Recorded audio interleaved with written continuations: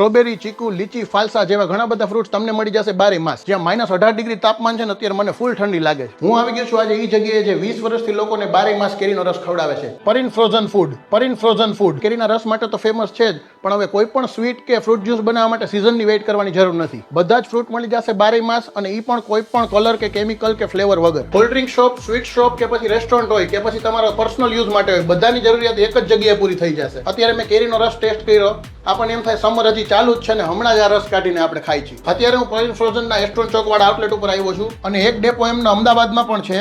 બંનેની ડિટેલ્સ અત્યારે સ્ક્રીન ઉપર આવે છે. અને આ બધી વસ્તુ લેવા માટે તમારે અહીં આઉટલેટ ઉપર પણ આવવું જરૂર નથી.